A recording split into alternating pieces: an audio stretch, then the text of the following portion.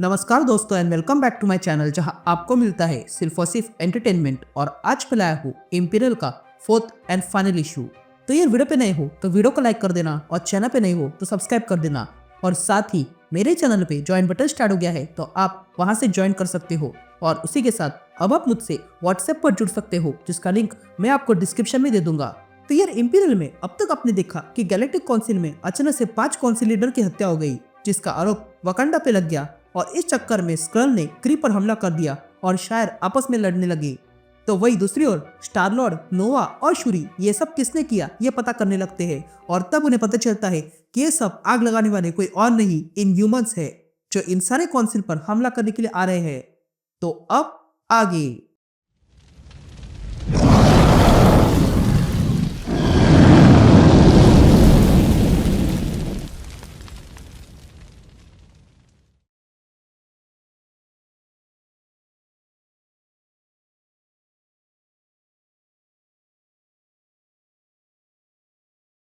All right gang. तो issue की शुरुआत में हम टारगेट देखते हैं जहां से बहुत सारे प्लेन्स बाहर आने लगते हैं।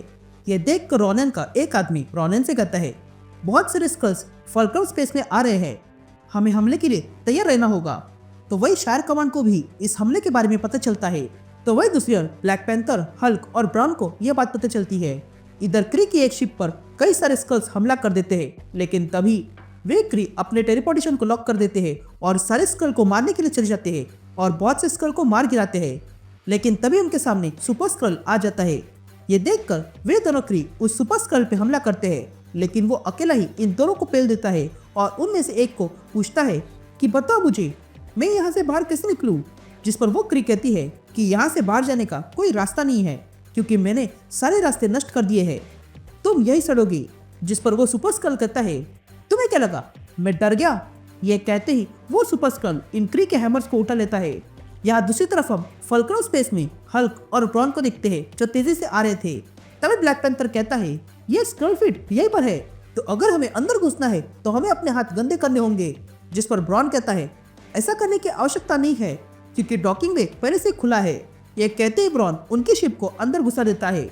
यासीन शिप रहती है और हम टारगेट 234B देखते हैं जहाँ से मिलानो बाहर आता है।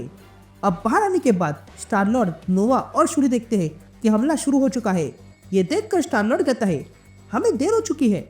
जिस पर नोवा कहता है, नहीं अब भी समय है, बस हमें कोई और रास्ता ढूंढना होगा। यहाँ हम इनह्यूमंस की स्टेल्थ शिप देखते हैं जहाँ पर मैक्सिमस कुछ कर रहा था। और तब वो कहता है कि फाइनली हम आ गए हैं।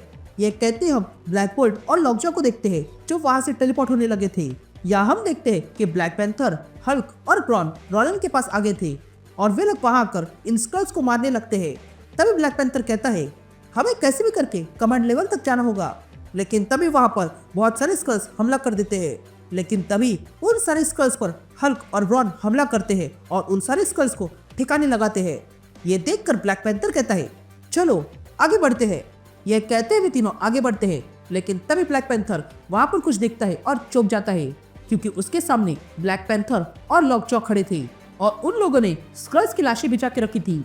या हल्कलिंग ये देख रहा था, लेकिन कहीं दूर फंसा होने के कारण कुछ नहीं कर पा रहा था।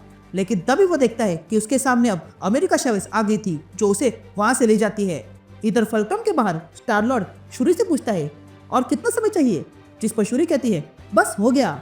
ये कहते हुए तीनों अंदर घुस जाते हैं और सीधा कमांड लेवल तक जाने लगते हैं। तभी स्टार लॉर्ड कहता है, मैं कॉन्स में जाकर सबको बताता हूँ कि स्कल्स को उकसाया गया है इन ह्यूमंस के जरिए ताकि ये सब कुछ रुक जाए।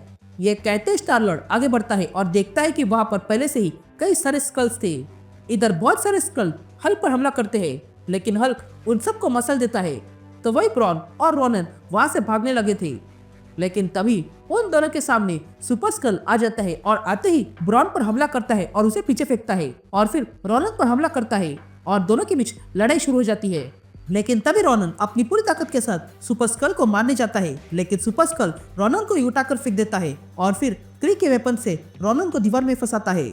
और रोनन को मारने वाला ही था कि तभी ब्रॉन पीछे से आता है और सुपर स्कल पर जोरदार हमला करके उसे नीचे गिराता है और फिर एक जोरदार पंच मारने जाता है। लेकिन तभी सुपर स्कल ब्रॉन को ही जोरदार पंच मार के बेहोश कर देता है। तो वही दूसरी ओर कुछ स्कल्स स्टार लॉर्ड और नोवा पे हमला कर देते हैं। लेकिन तभी नोवा वहां पर जोरदार हमला करके सारे स्कल्स को ढेर कर देता है। तभी स्टार लॉर्ड नोवा से कहता है, हमने इन्हें सच बताया और ये लोग सुन नहीं रहे हैं, ऐसा क्यों? जिस पर नोवा कहता है, वो इसलिए क्योंकि ये लोग इसी को सच मान रहे हैं। इधर ब्लैक पैंथर आगे बढ़ने लगता है, लेकिन तभी फल्क्रम शिप नष्ट होने लगती है, जिस कारण black panther, Hulk, black bolt और सुपर स्कल बाहर गिरने लगते हैं। तभी सुपर स्कल सब पे हमला करता है, लेकिन तभी ब्लैक पैंथर ब्लैक बोल्ट को बचा लेता है। यहाँ हम स्टार लॉर्ड, नोवा और शूरी को देखते हैं जो कमांड सेंटर में आ रहे थे। तो वही सुपर स्कल ब्लैक पैंथर को उठा के फेंकता है, लेकिन तभी सुपर स्कल पर हल्क हमला कर देता है। लेकिन सुपर स्कल हल्क के भी वार से बचकर बाहर आता है और हल्क को मारने जाता है। इधर स्टार लॉर्ड, नोवा और शूरी अब भी आ रहे थे, तो वही हल्क सुपर स्कल की हालत खराब कर देता है।